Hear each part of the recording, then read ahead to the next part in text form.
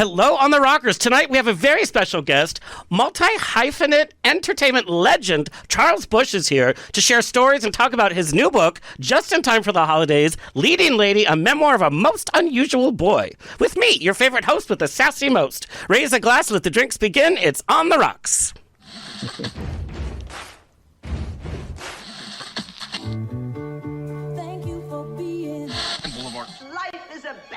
And most poor suckers are starving to death. I'd like to propose a toast.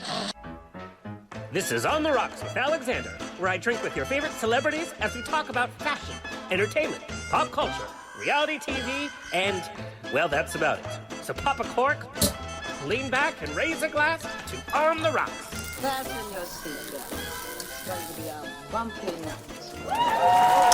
Lord have mercy, buttons and bows and pantyhose. On the Rocks podcast, the place where we're too glam to give a damn. Follow us on Instagram and TikTok at On the Rocks On Air, and on Facebook, On the Rocks Radio Show. Send me an email, book me for a pride, wedding, funeral, quinceanera, bris. I don't care. I'll be there. Info at ontherocksradioshow.com. We got your questions for today, so I'm very excited. Send us your guest requests. Who do you want to see on the show? Info at ontherocksradioshow.com. The show's presented by Straw Hit Media. You can watch and or listen to our now over 335 episodes at ontherocksradioshow.com for free. You can watch us on Apple TV, Roku, Amazon Fire TV on the Outlet.tv app, Facebook Watch, streaming on SVTV with Pride, and on Channel 31 in Boston, of all places. Hello, Boston. We proudly tape at UBNGO Studios, your one-stop place for podcasting. Okay, I am so excited. So we're just going to get right into it. An absolute honor for me to introduce the man who needs no introduction, Charles Busch, playwright, actor, director, novelist, cabaret performer, and drag icon. He's the author and star of over 25 plays, including The Divine Sister, The Lady in Question, Red Scare on Sunset, The Tribute Artist, The Confessions of Lily Dare, and of course, Vampire Lesbians of Sodom, one of the longest running plays in the history of off-Broadway. And his play, The Tale of the Allergist's Wife, ran for 777 performances on Broadway, won the Outer Circle Critics' John L. Gassner Award for Playwriting, received a Tony nomination for Best Play, and is the longest-running Broadway comedy of the past 25 years. Charles has written and starred in the film version of his plays Psycho Beach Party and Die Mommy Die, the latter of which won him the Best Performance Award at the Sundance Film Festivals. And who can forget, for 2 seasons, he appeared as Nat Ginsburg on the HBO series Oz, and is the author of the autobiographical novel, which I have a signed copy, Whores of Lost Atlantis. He has directed 2 films, the Showtime short subject Personal Assistant, and a feature, A Very Serious Person, which won an honorable mention at the Tribeca Film Festival. And due to his love and knowledge of film and theater history, he has appeared as a guest programmer and in numerous documentaries for Turner Classic Movies, and has lectured and conducted master classes at many colleges and universities. And in 2003, he received a Special Drama Desk Award for career achievement as both performer and playwright, and was given a star on the Playwrights Walk right outside the Lucille Lortel Theater. He's also the subject of the acclaimed documentary film, The Lady in Question is Charles Busch. Oh, God, there's so much here. He's so accomplished. He's also... No, there's more. He's a 2-time MAC Award winner, has performed his cabaret act in many cities.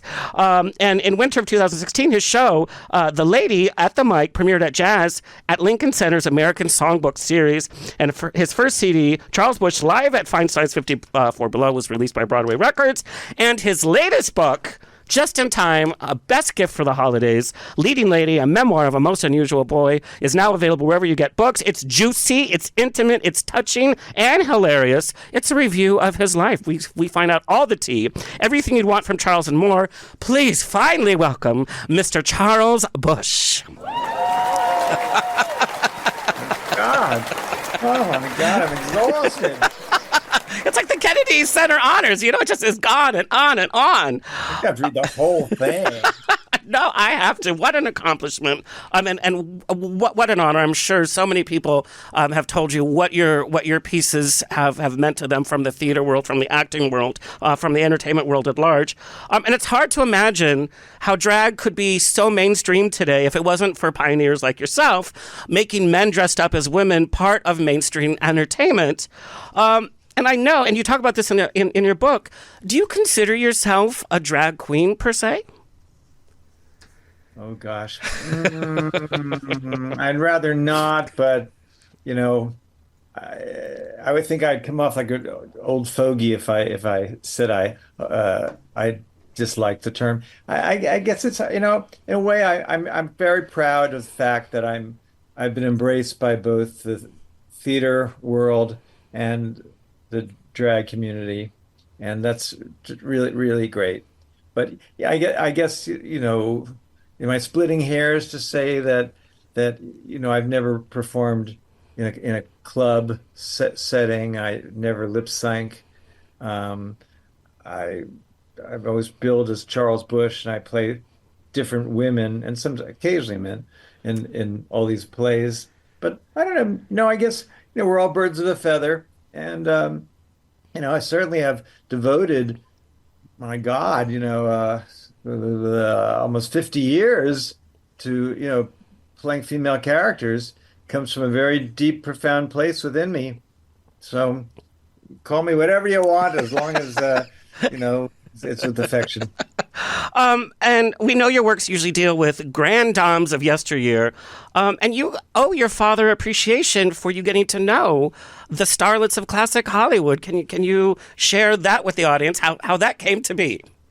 Well, I hope he comes off okay in my book. He Yeah. was a bit of an absentee father in my early years, and I really was raised because my mother died when I was 7 years old, and I was basically raised by her older sister, my Aunt Lillian, who's kind of the leading lady of the title of the book. Yeah. My father was just a lot of fun, and he was hopelessly stage struck, wanted to be a opera star. That's a very hard thing to do, even though he had a good voice.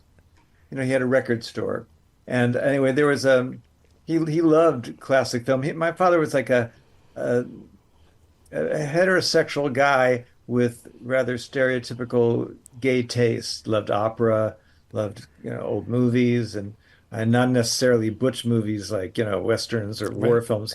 He liked Betty Davis and Joan Crawford and all that. And so anyway, there was a period where after my mother died, and we had to have a live-in housekeeper. So my room was given to her, and so they put in twin beds into my father's room because he was never there. He was Yeah. either at work or he was around going through the ranks of divorcees and parents without partners. But then he would get home, from a date at about 11 o'clock, let's say, and he'd want to watch old movies.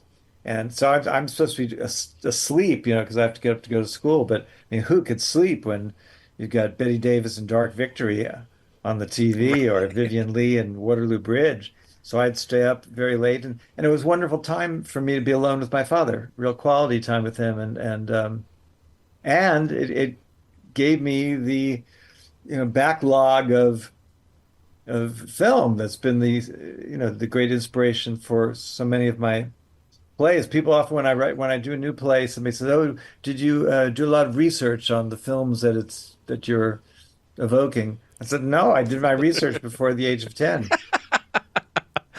And I want to talk about your father, because you share very candidly about him not being able to raise you properly, and that's when you went to live with your aunt. On top of the grief of losing your mother at such an early age, and then the kind of grief of losing your father figure because you went to go work with your aunt, how does a little kid get through that? Well, I don't think anybody quite realized how fucked up I was, to be honest, because I was somewhat quiet, and I have always, to this day, I say I'm one of the world's great self-amusers. I don't require a lot of attention, oddly enough, and maybe I do. That's why I, put myself, in the spotlight. But anyway, I think somehow in this house of grief, I slipped by. I have two older sisters, Mhm. and but I did drift, and at a certain point, between the age of 8 and 14, I kind of went downhill, particularly as far as school went. When I was in other situations, I really wasn't this withdrawn person, but I didn't function in school, at all. And at a certain point, my aunt went to like a parents' day at my school. I was still living in Westchester in the suburbs of New York. And I had pulled a real fast one and had made her think that my father had seen my report cards and had him, he didn't really care that much, Yeah. but he thought somebody else was seeing the report cards. And so when Aunt Lane went to school, and every teacher said that they were going to leave me after left back, that I was failing every course, and she was quite shocked that and thought maybe she dropped the ball, even though she really didn't. So she convinced the principal of this suburban school that I should go to summer school in New York City, where she could supervise me, and that if I passed these courses, then I should continue with into ninth grade. And so I moved in with her ostensibly just for the summer, and it really was a mixture of kind of Auntie Mame and the Miracle Worker, because I really was really kind of I couldn't focus at all. I couldn't concentrate on anything, and it was really in a way, the great summer of our lives, not in joy or anything, but in just, well, for her, she stepped up, and I'm in a very emotional place these days, so forgive me if I No. get choked up, but just yeah, she saved my life, really. She did. And you talk about her so beautifully, and in the book. Was it easy to transfer your love to her? Being in this like new environment. Oh, the thing is, well, I was always half living with her anyway. Even when my mother was alive, I had this bond with Anthony, and I was my mother was quite fragile, and so I think often I spent the weekends in New York City at my aunt's apartment, to kind of, just take pressure off my mother, perhaps. Uh, so we were extremely close, always, and so when I ultimately went to live with her, it it wasn't. What was difficult was a suburban kid moving into New York City, and I was, when you're utterly miserable, you hate where you are, but you're terrified Yep. of the unknown, all that. I was a mess.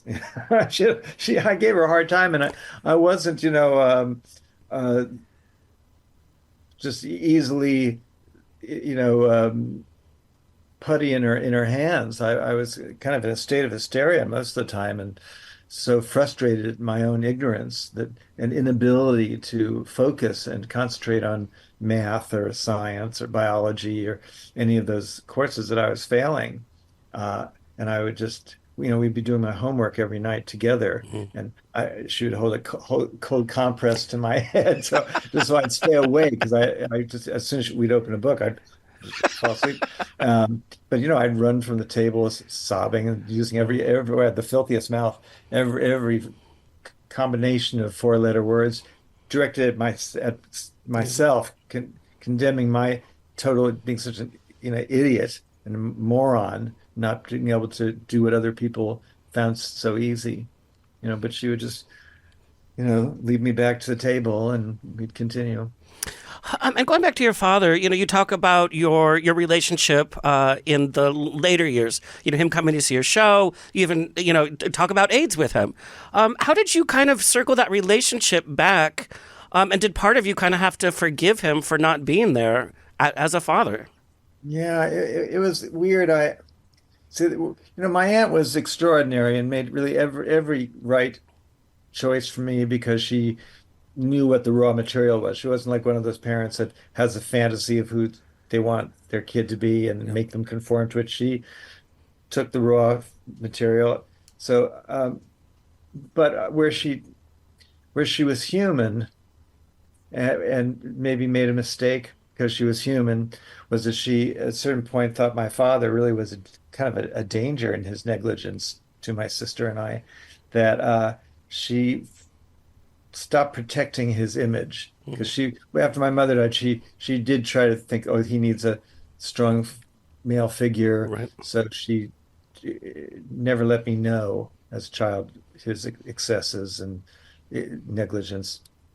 Uh, but at a certain point, she couldn't take it anymore, and it was really horrible. She kind of dropped the curtain on him, and it was, it was basically you have to choose him or me, and I chose her. I knew right away that she was responsible and had the means to protect me and all this. My father was like a 17-year-old boy, basically. Yeah. Uh, so I had to. I felt as a kid, if I felt any warmth toward him, I was betraying Aunt Lillian, Wow. and so I just kind of froze. Yeah. And as I say in the book, I kind of developed the ability that's really lasted my whole life, and that I can, you know, I'm not proud of it, but I can fool somebody into thinking that everything's great with us, and inside the door has closed, and they won't know it. So it's not that's not something I'm particularly proud of, but I think it stemmed from having to sort of fake it with my father. Right. Yeah. But then later, much later, decades later, my ex-partner, Eric, and my sister really encouraged, this was basically after Aunt Lillian died, Yeah. to re just open my heart to my father, who really was a darling guy, and affectionate, and,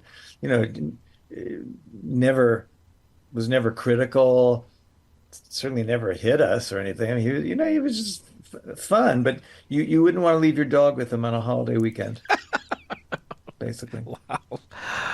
I'm getting very long answers. I hope I'm not just monopolizing the conversation. No, I mean, this is such a delight, because we know of your great works, we know of your looks, and it's like, how did Charles Busch come to be? And, this is so important because your characters in all your plays have all these complexities, have all these nuances, and even through the comedy, there's drama and there's pathos there. And Yeah. so I love hearing these stories.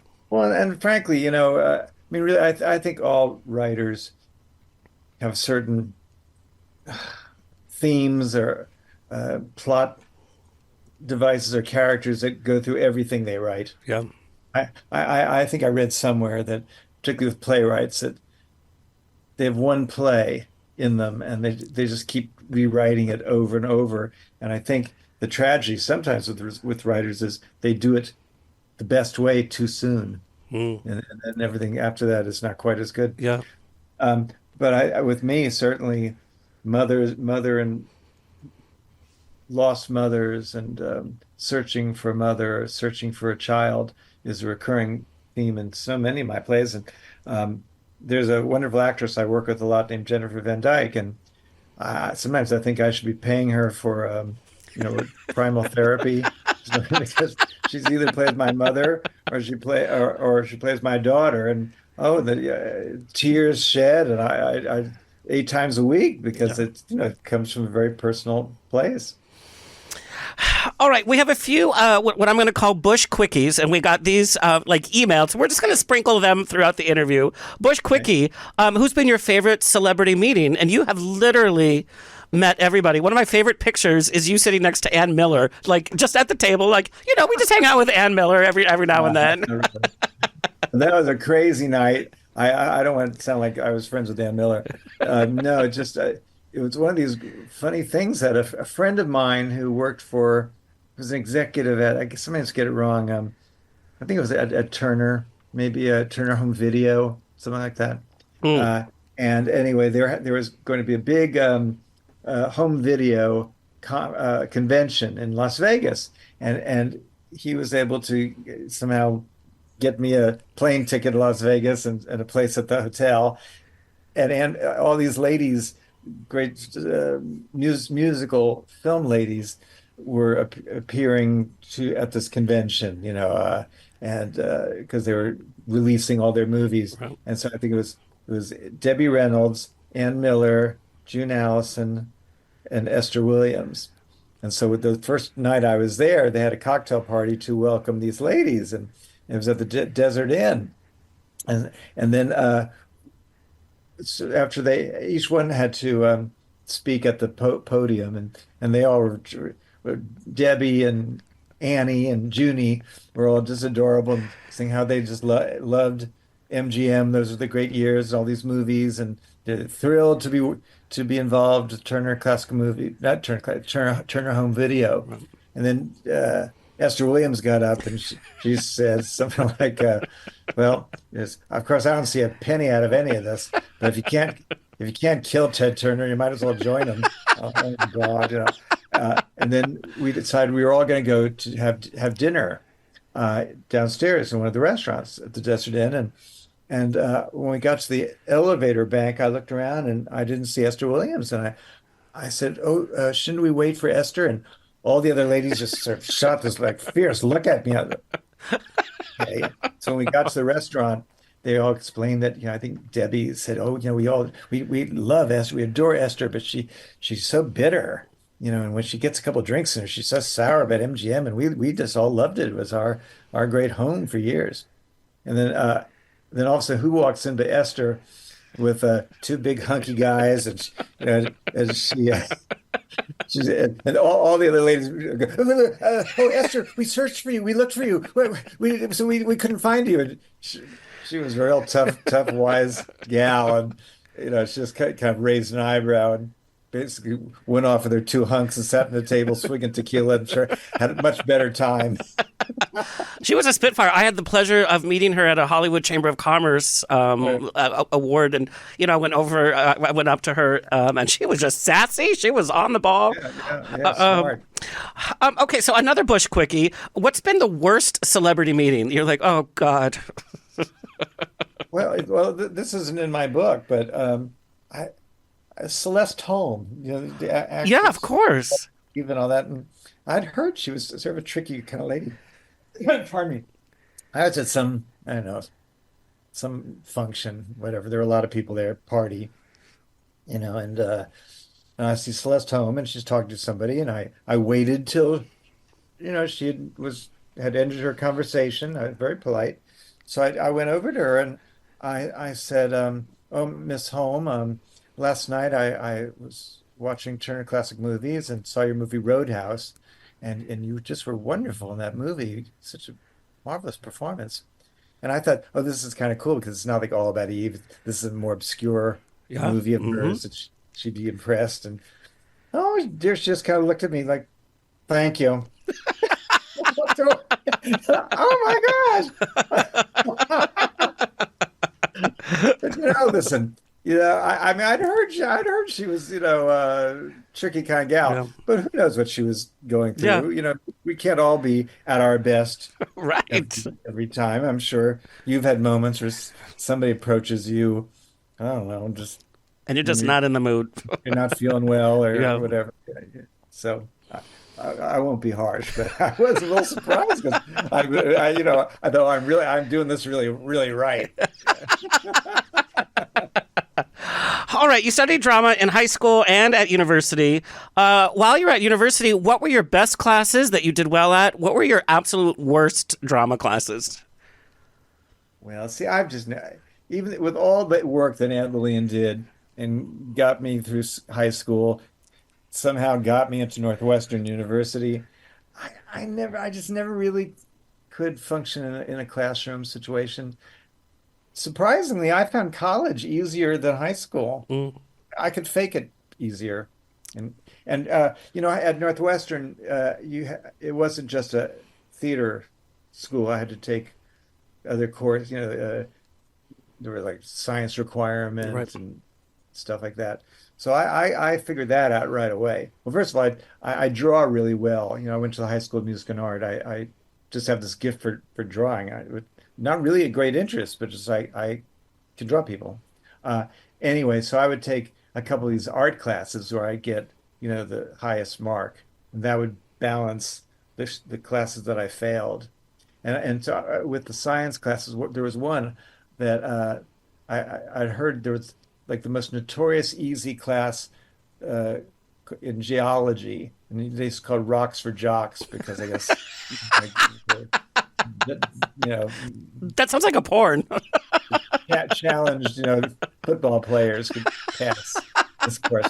Well, so it's actually a cute story. So, I took rocks for jocks, and the teacher explains that we're all going to have to team up in pairs, and the whole grade is based on a project that each team does, and the midterm would be, just explain where you are in that project, and then the final is that you've written a paper about this thing. So I looked around that room and I found the nerdiest, just little fellow who nobody was going to want as their team. And I said, I'll take you. And this boys said, oh, well, I really was hoping to do it by myself because I'm really interested in the subject. I said, hi, you will do everything. I said, I just need the grade. So he was delighted to have me Hey, as his that's how you do it. partner. And he was so sweet. And so when it was time for the midterm demonstration, he did the whole thing, and I was Vanna White just with a stick, pointing to things, on the screen as he, somehow did this thing. And then when it came time for the final, he just wrote the entire paper, and I said, well, won't you even let me type it? He said, no, no, no, no.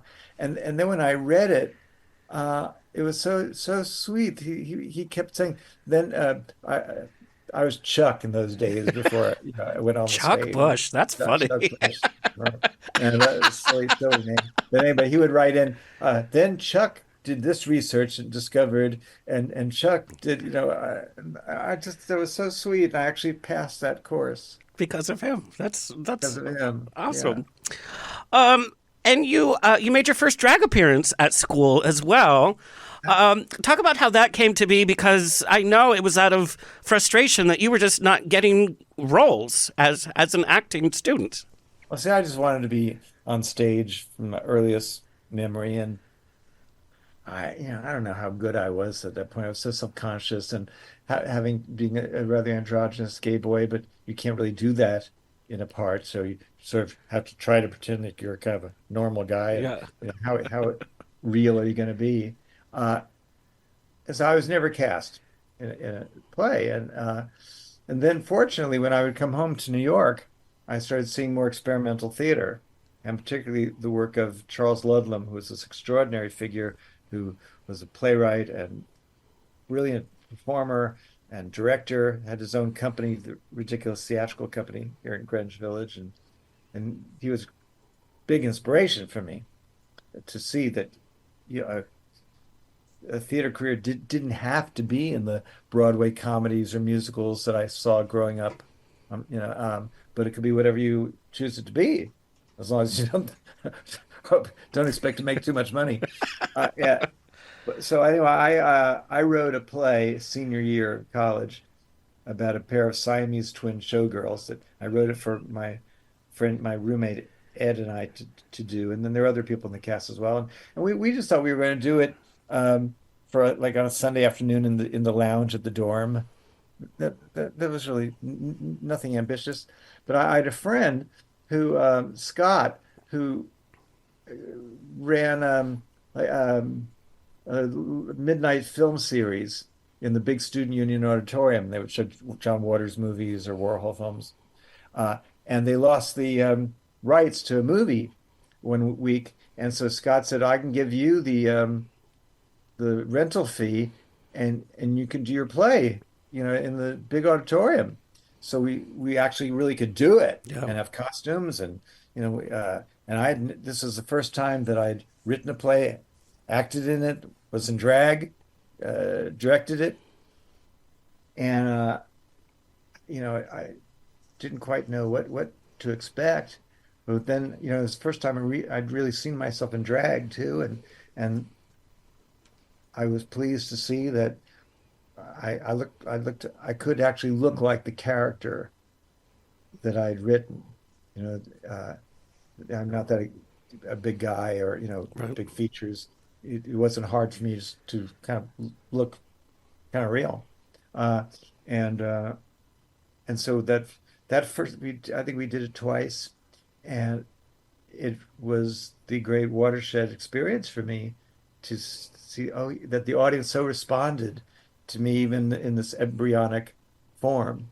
But basically, who I am today, everything I am as a performer was basically set at that first performance. I mean, I like to think I know that I've grown and refined my look, my writing, my acting, but the basic notion was there, and I knew at that moment that this is who I am, and this is what I must do, and it's the only thing I can do. That's when Chuck became Charles. Yes, actually, that's very true. That's true. Yeah, it's a silly kind of nickname. Yeah, I was named after my mother's brother Charlie, who was killed in World War II, and he was so beloved. And when I was born in 1954, it really wasn't that many years since he was killed, Yeah. and I think it was still so fresh that the idea of calling me Charlie was maybe too painful. So somebody came up with Chuck, which certainly didn't suit me, but yeah. And as soon as I was able, I went to Charles. So, yeah. Charles, a major theme in your life and in your career has been the show must go on. There's a whole part in your book that I just love. It's that rough period of time when you were doing your one-man show, bookings were slim, audiences were slim, and it just wasn't quite working all the time. And all the odd jobs that you took, I'm sure looking back, it's funny, but at the time it was probably not so funny. It was funny. It was funny. No, You did everything. Think my surviving tool, or whatever you want to say, or I don't know, whatever you call it, is that I had so many. It was like a decade basically between graduating college and then my big break, which was when we did Vampire Lesbians of Sodom Right. off Broadway. But there was 10 years, and I had so many different kinds of crazy jobs. But I think what was helpful, and particularly maybe because I'm a playwright and an actor, that were other people, other young aspiring actors or whatever, people in the arts, I think they survive by playing a different character. For each time they take a job, they'll try to pretend there's somebody else, Right. so it doesn't really hit home, what that they'd rather not be there. But I was the opposite. I thought, oh, this is like my own, I'm the star of my own sitcom. And every week I'll be exactly the same, but I'll be thrown into some crazy situation and I'd like to see not how my surroundings will affect me, but how I will affect my surroundings. So it was kind of fun. So I would become this week Charles is a receptionist in a zipper factory. Oh, yeah. This week Charles tries to become an apartment cleaner. Oh my God! This week Charles is a stripper in a male burlesque show. So I thought, and in a way I saw my life as as a comedy episode. Yeah. So I just thought, oh well, this will be interesting if I stay true to my own whimsical personality, and I'm the most unlikely male stripper, but let's just see how, I affect this world. And so that was interesting. None of these things I did very long. And then the same thing, I guess you're going to ask me, is that I had about a 6-month career as what should we call me, a rent boy, call girl. Yes.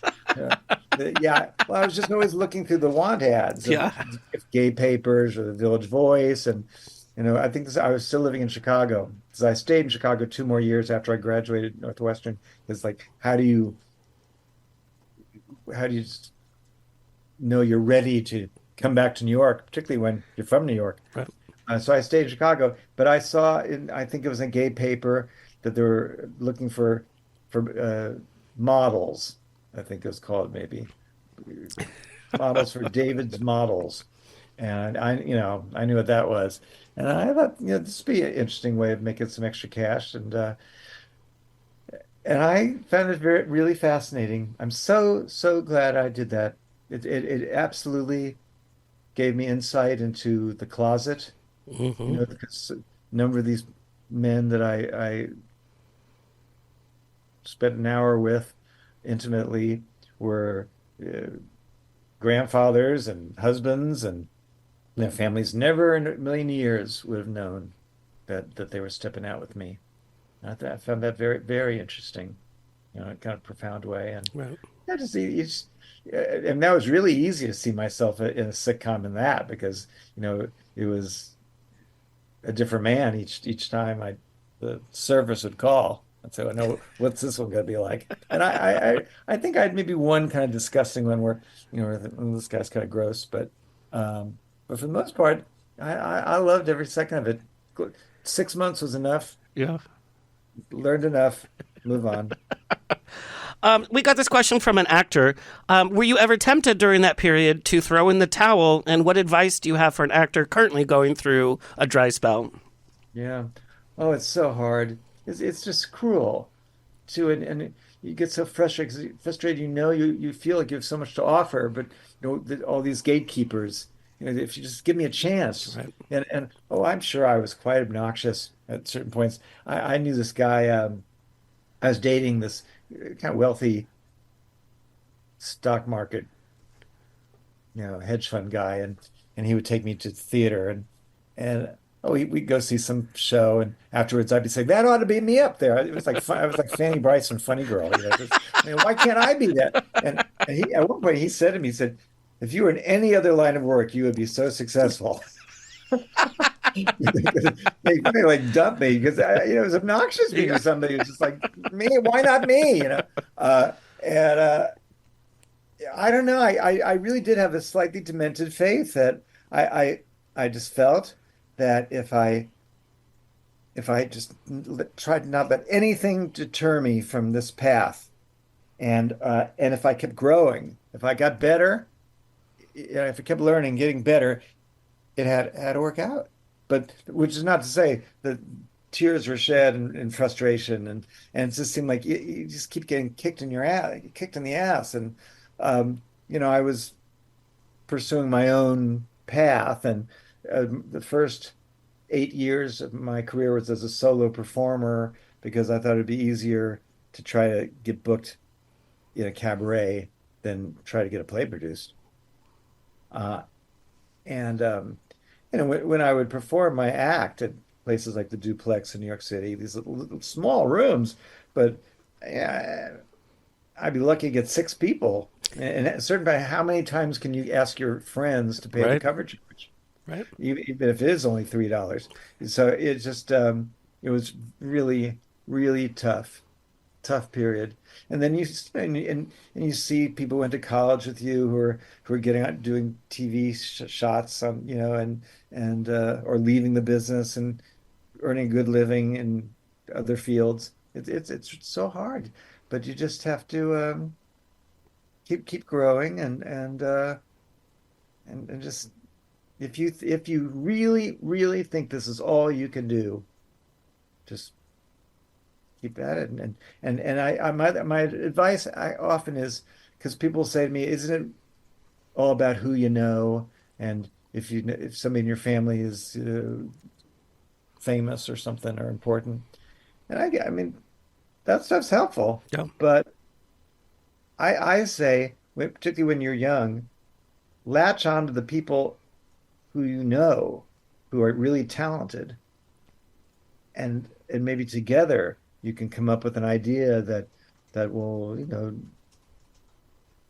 be your break. That's basically what I did when I was a solo performer. There was just a limit to what the energy I had or how I could pursue this, Right. and I had reached a certain plateau. But then when I teamed up with my best friends and we started our little theater company, which wasn't even, we didn't even think that we were starting up a company. There was this is in East Village in the 80s, and it was where the milieu where Madonna Yeah. emerged and Keith Haring, the artist. And anyway, I went to see a friend perform in this tiny after hours bar art gallery in a very scary neighborhood way down on the Lower East Side. And I was so enraptured with my friend's performance, but really the ambiance of this strange punk, gay, goth East Village world. And I just wanted it seemed like the Kit Kat Club and Cabaret or the Moulin Rouge or any places like that. And so I just found the owner, and he didn't know who I was. I didn't know who I was, and he gave me 2 nights a month ahead. And I said, let's just do it. And I wrote this little sketch where I do in drag as the vampire actress. And I asked my best friend Ed if who was in advertising, if he could come up with the title for me. Because what did it matter? It's not like a real play. We're just doing it twice. So he said, "Oh, vampire lesbians of Sodom." I said, "That'll do." And And the rest is history, literally. yeah, yeah. And I asked friends of mine. I asked my roommate who had been directing my act. I asked him if he would direct this, and he was ready to leave showbiz and go to law school, but he thought, why not? Let's for 2 nights, and we didn't have to raise any money because there was no stage or anything, and costumes we just pieced together from our drag boxes that every boy has, and I just asked different friends of mine who I'd known throughout my life in different places, and they all knew me. They didn't know each other, but they all kind of clicked, and we did these 2 nights, and we had so much fun. And so then we decided to do 2 more nights, and then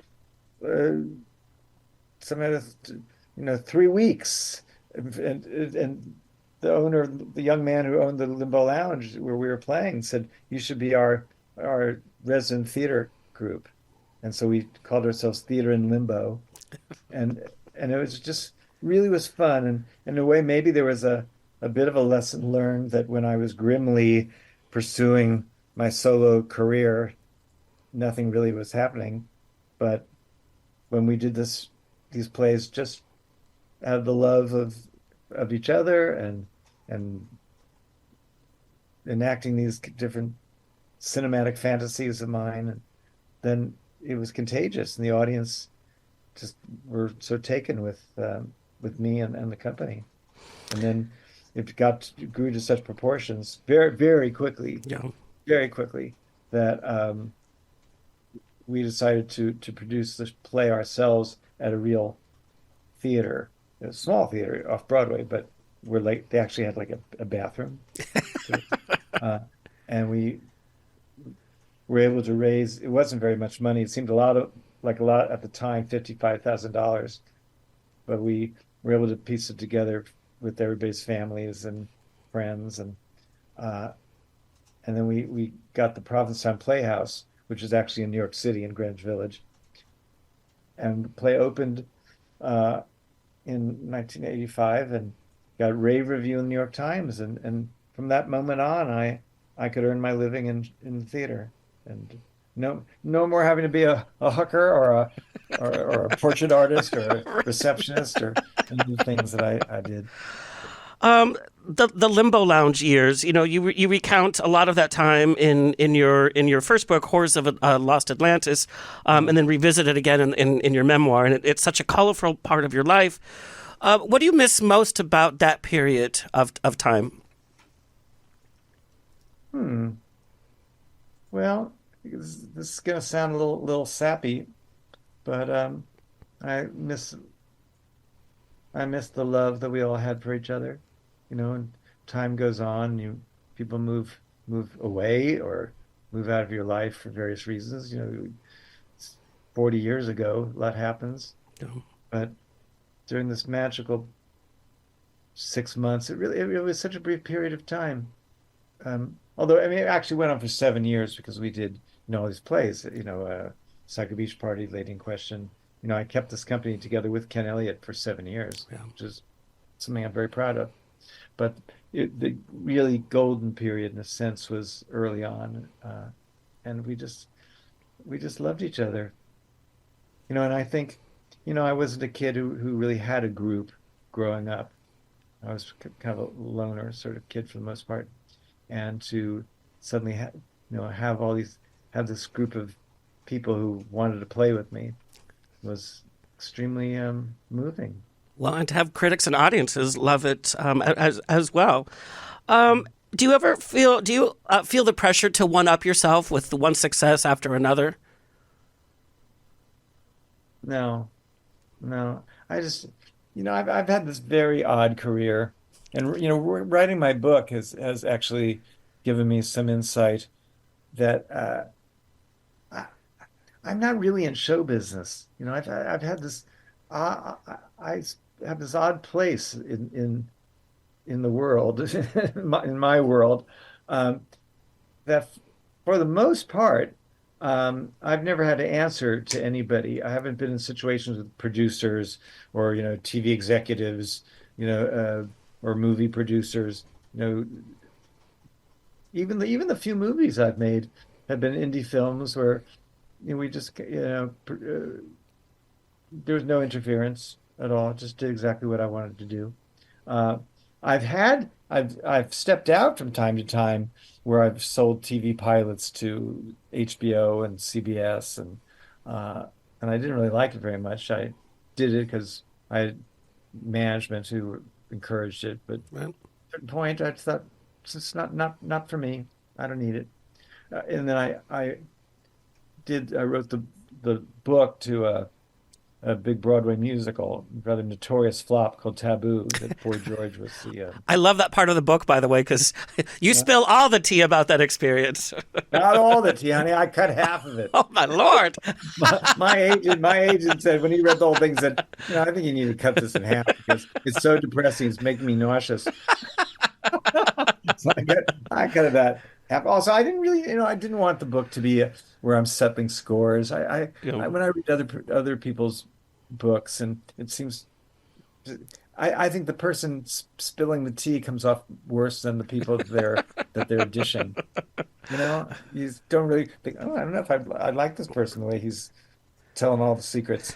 So I try to tell enough because I like to be provocative, and I want it. It has to be a certain amount of dish. I don't want to write some bland yeah. thing, but I didn't want to hurt people.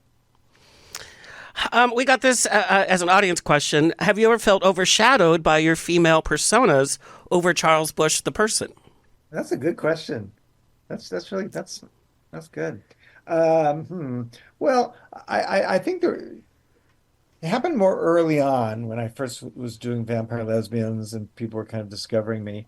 And I could see that sometimes people would come backstage. There were some people like in the fashion world, and I think they thought that because I was this drag performer, that off stage I was going to be this like real, bitchy Yeah. kind of, camp personality and really on and darling, oh, just a Miss Thing girl and all that. That's just not who I am. I mean, I'm not. I resent when then people. Sometimes it's the opposite way, and I'll be interviewed, and somebody said, "Off stage, he's so quiet and shy." And no, no, but I'm not. Jumping off the ceiling, Yeah. throwing glitter. I can be the life of the party, or sometimes I can be a little bit recessive if I'm not in the mood, like many people. But yeah, I could see that there are times when I disappointed people Mhm. that they wanted the Right. expectation that I would be this, wild character. Um, and then, but really, that's not exactly. I'm not really answering the question. Did I ever feel overshadowed? Well, like one time it was a very painful experience. I'd written all these roles for myself where there was a parody element of the movie genre, whatever. And I'd been doing this for, oh, let's see, like 85, let's say 10 years. And I wanted to try something different. And I wanted to see what would it be like if I wrote myself a female character, but that was not a spoof at all, but just wrote this kind of Vanessa Redgrave heroic role. And I did this play. It was a play called Queen Amarantha, and it was inspired by a Garbo film, Queen Christina, where I played the queen of a fictional kingdom who is uncomfortable with the female role, and she dresses as a man. Uh, but it wasn't funny, and I remember when we did the first performances, um, the audience was conditioned to think, rightly, they'd seen me play all these female characters, but it was always I was having fun with the movie genre. Right. And suddenly now I'm saying, you can't laugh. And they were confused. And they'd be laughing at serious places. And I was just devastated. And I would be changing costumes backstage, and I just kind of be sobbing. Can't they give me a break? Can't they just give me a chance? Yeah. Give me a chance. But then, Carl Andrus, who does first, is my dear friend. He's almost like my son because he's quite a bit younger, and he's directed most of my plays for the past 25 years. And this was the first one we did together. And so we thought about, okay, just what do we do? And now we could have. It was too late to try to make it intentionally funny because that takes you have to rewrite. You got to. But we wanted to see maybe we could work and try to clarify to the audience that they shouldn't laugh there. And so we really analyzed each laugh, inappropriate laugh, and we could say, oh yes, well here I'm doing my big speech to the troops, but the lighting behind me turns bright orange, and yes, it sort of looks like I'm doing Scarlett O'Hara, and so we need to change that lighting cue, and so we killed that laugh.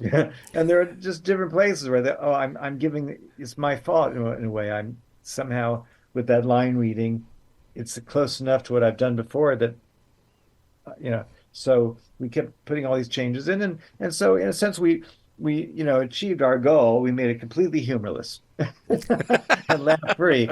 But we learned so much, Yeah. and when you learn how to kill a laugh, it also makes you learn how to get a laugh. Yeah. And then what we learned, I mean, you really do learn more from your failures than you do your successes. I think, I'm sure I'm not the first one to say that, but what we learned, what Carl and I learned from that too, is that with later plays, we could still have the dramatic moments and the touching moments, and have those and play them for real, and be funny at the same time, and have fun with the excesses of the film genre. And we had to go too far in one direction to figure out the sweet spot. Charles, we talked about it at the top of the show, but you have just been through so much loss in your life. A major part of the book happens during the AIDS epidemic, where you literally lose people left and right. Having lost, your mom at such a young age, but you kept hitting the stage. You kept moving forward. How does somebody work through that grief? And we're talking. Honestly, I'm working through it right now because my sister Margaret, who I just loved more than any person in the world, we were so bonded that we were almost like empaths with each other, and she passed away this past July, and I'm still having a very difficult time. I'll never get over this, but you go on. I mean, I may be crying a lot, alone, but I'm doing a new play. I go into rehearsal tomorrow for a new play, and I just have to be very Katharine Hepburn and go on, press on, keep it going, go. Yeah, but it's so difficult. And my sister Margaret, I mean, really, we fought a lot when we were little kids. She was 2.5 years older, and there's a huge gulf when one kid is 10, the other one's 13. Oh yeah, impossible gulf. But when I was 17 and she was 20, we became the same age. Mm-hmm. And from that moment, I tell you, this is the honest truth, we never had one single moment of tension or disagreement in 50 years. Isn't that kind of crazy, isn't it? Yeah. But it was all just pure love, pure support. And I just can't. I still reach for the phone 5 times a day to check in with her, and or if I do something funny, or hear something funny, I want to share it with her because she loved to laugh more than anything in the world. It ain't easy, baby, going through life, is it? It ain't easy. Definitely. I think one of the first times I interviewed you, I think, was during the summer, and I was telling you, I was taking care of my mom who was very sick. And she ended up passing away like 2 months ago. And it is that every day I go to text her, because I would text her 30 times a day, even if I was in the same room with her.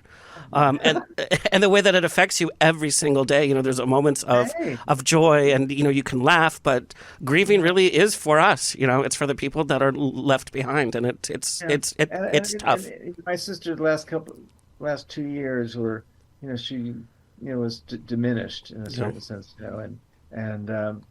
but we still got some good laughs. Yeah. But anyway, I've kind of blocked out.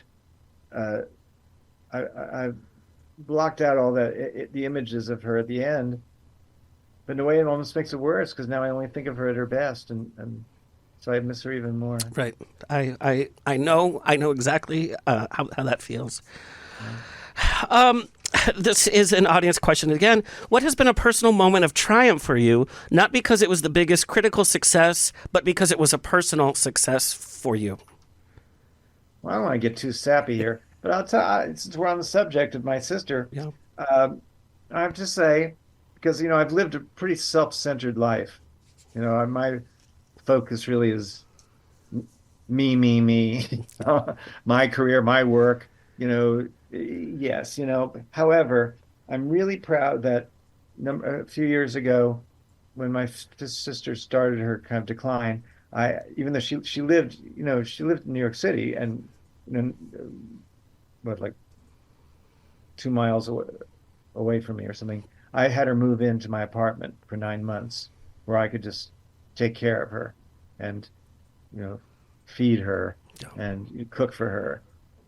And I'm so proud of that, particularly because, as I said, I've lived a bit of a selfish life, and that for those 9 months I really stepped up, and her needs came before mine, and what Aunt Lillian used to always try to drum into me, that her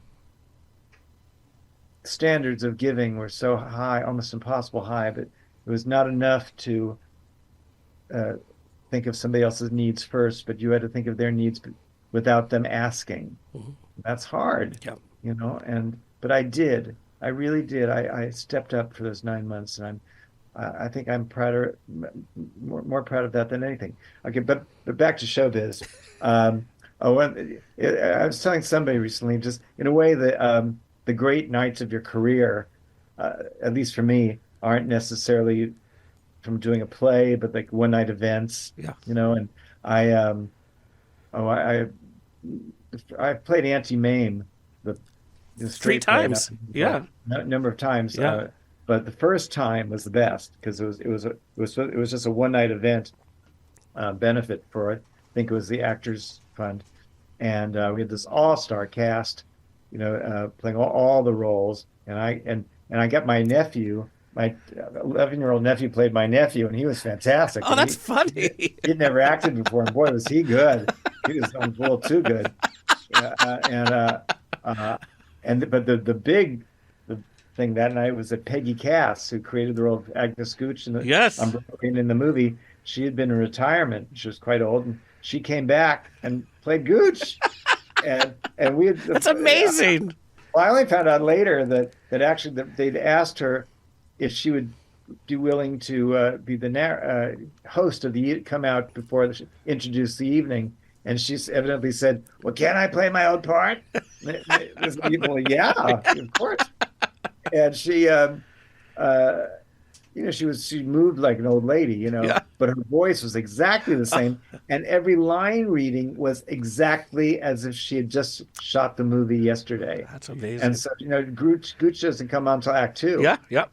When she finally made her first appearance, the audience it was in big Broadway theater, and the audience just went wild, just stomping, and then every single time she opened her mouth, there was another ovation. I mean, there were not even necessarily a funny line, but it was exactly as we knew it from the movie. Yeah. I lived. And she said afterwards, she said she felt like Maria Callas at the Met. Wow. And she honestly, I don't think she really was aware of the affection that particularly gay audiences have for her in that role. Yeah. she said it was the greatest night of her life, and Wow. she died about a month later. Wow. But she had this, isn't Yeah. it great though, that she had this extraordinary moment of true appreciation. Yeah, it was one of the great nights of my life, and I couldn't believe when I had to pull her off stage, saying "Live, live, Yeah. live." I know I'm not Rosalind Russell, but this really is Gooch. That's insane. What an absolute dream. How long did it take you to write Leading Lady? Because you cover so much ground. I can't imagine what kind of process that was to revisit your life. Well, should I tell you the real truth? I Yes. worked on it for like 14 years, but off and on. Yeah. Because I wrote about 5 plays in between. Right. But off and on, I didn't have a clue how I was going to do it. What the format would be, and I would go to Barnes and Noble and look at the shelf of celebrity memoirs and say, "Oh, let's see here. Lena Dunham. Well, her book is all just kind of separate essays." And then Tina Fey, what's she doing? And so I just didn't know, and I would try one way for about 8 months, and then I'd give it to somebody to read, a friend of mine to read, and they'd give me real dumb advice. Oh, that's good. Oh, that's good. And I rewrite the whole thing. I'll give it to somebody else. They say, "Oh, that's all wrong." "Oh, you're so right. You're so right." And it took me forever. I tell this one story. One of the first attempts was I thought, "Oh, maybe I should just do it all on a tape recorder." And this 14 years ago, there was some newfangled kind of recorder that you speak into, and then you just plug it into your PC, and it transcribes it automatic. So I had my friend Julie Halston, who's really my muse, And featured quite heavily in the book. heavily in the. Yep. She's an outrageous girl, and she's retained. She's had a really nice career. Yeah. She's Bitsy Von Muffling on Sex and the City and just like that, and she's a wonderful career apart from me Right. at my work. But she's retained her Long Island accent. So I interviewed her. I thought we jogged each other's memories about our early days, and we did a couple hours. And then when I put it into the computer, it all came between her Long Island accent and my sort of ground speaking. It was all gibberish. It looked like it was Bulgarian. Not one word was legible. So I guess I just have to write it. But I worked on it for so long, and it's a fascinating process. But really everybody should do it, whether just for your own therapy. You get into this zone of memory, and things start popping up that you like. The name of a neighbor's dog when you were 8 years old. Where'd that come from? Yeah. Just all sorts of stuff, and you do. It's painful. I mean, I did sit there when I had to. Well, Margaret and I, my sister and I, we had never, as close as we had never discussed the day my mother died, where each of us was at that moment, and I had to, call her up, and just for the first time, isn't that interesting to hear we were, in our 60s, never discussed it, and that was fascinating and very emotional to relive that. And, so to really remember. And the hardest part of the book for me to write was the whole thing about doing Vampire Lesbians of Sodom, because I'd already written this Roman Clay novel about that period, and then I'd talked about it in countless interviews or just telling the story to friends, Right. new people I'd meet. And I boiled it down to cabaret banter for a cabaret act I did about my life in the 70s. So now when it was time to actually write it fully and explore what was I really thinking, what exactly happened, that was hard to do. I had kind of, just simplified it so, and that was the most difficult thing to do. Well, you did it beautifully, because I discovered, more parts to that period of your life, and I'm a big fan of Horrors of Atlantis. So I thought you did it so well. What I really like is the layout of the book. You become so immersed in your life because you don't just keep it linear, you know. We're in the future, we're in the past, you know, and it's such a joy to just be enveloped by all of these stories that you had as a youth and through the 70s and now. It's such a treat to be able to experience you in that intimate way.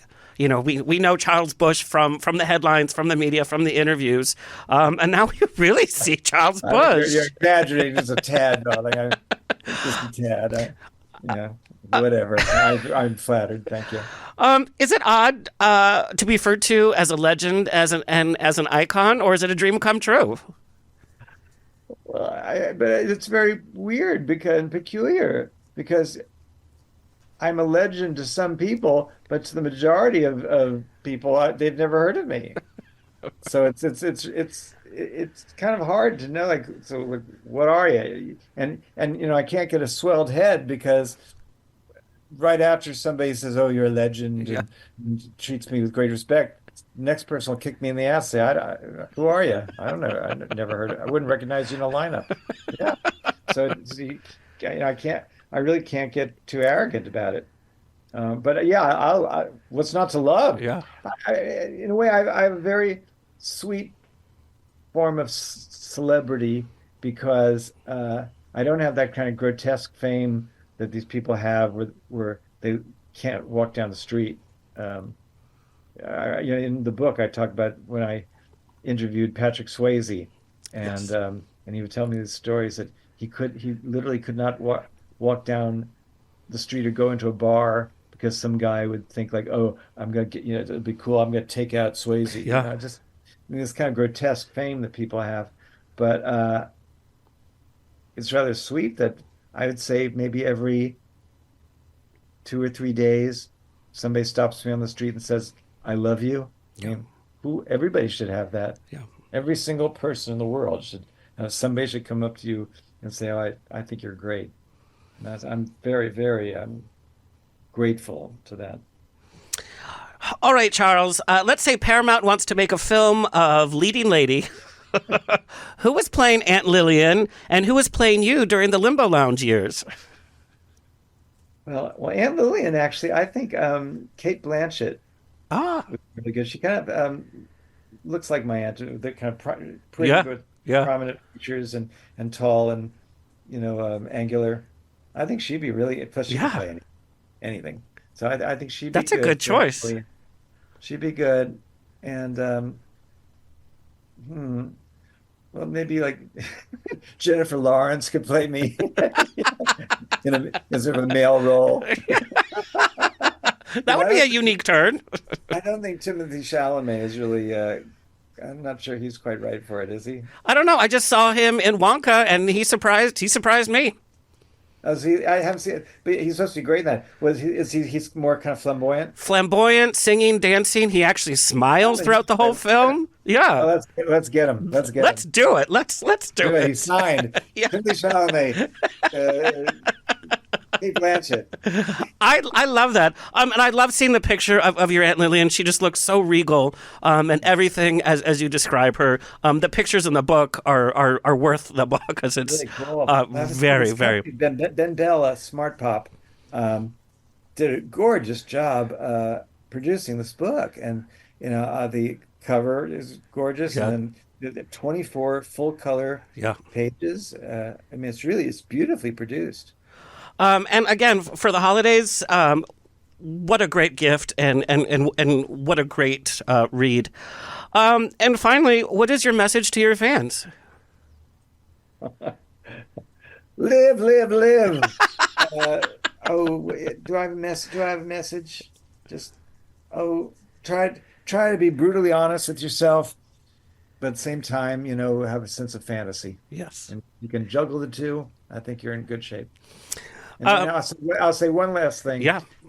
That I remember one time being stranded.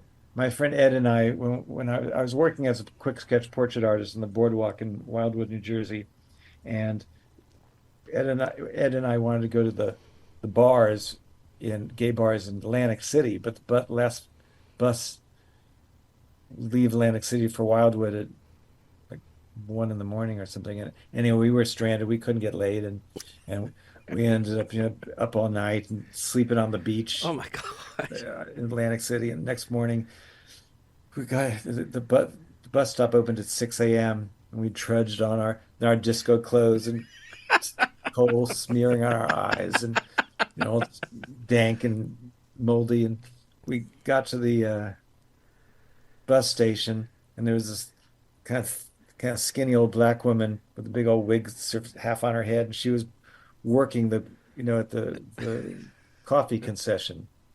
And she took a look at us, and she was pouring coffee, and she just took one look at Ed and I, and she said, "Baby, it ain't easy." That's the wisest words I'll ever hear. It ain't easy, baby. Maybe that'll be the title of part 2. Yes, that's Yeah. good. That's a good idea. Good idea. Charles, thank you so much for chatting with us and for sharing your life in Leading Lady. Get it wherever you get books. It's definitely such a great read, whether you're a fan of theater or not, huh? And we have the audiobook is out also. Yes. So what an absolute treat. Where do you want everybody to find and follow you? Well, I have a wonderful website that my friend Kathy, who's done my wigs for my entire career, she does webs and wigs. And if you go to charlesbusch.com, it's so extensive. It is. That you can't even get to it's like finding the source of the Nile. You can never get to the end of it. It's wonderful. And that gallery tab on your website is great as well. Good. Thank you so much. I hope you have a good holiday. I hope you have a good new year. And again, thank you for sharing so much of your life with us tonight. Well, thank you for having me on. I've really enjoyed this. So did I. And when I come to New York, we're going to have coffee. I've had the gamut of emotions from tears to laughter to gaiety. That's this book. This is what this book does. Thank you so much. Okay, bye-bye. Bye. That has been our fabulous chat with one of my favorite all-time people from entertainment, and just what a joy. Well, that's all, folks. It's always a grab bag of fun here every weekend on The Rocks. Big thank you to our engineer, Tony Sweet, our social media clip editor, Alexis Mendez. And for the holidays, we are doing a special Christmas episode with drag racist Trinity the Tuck.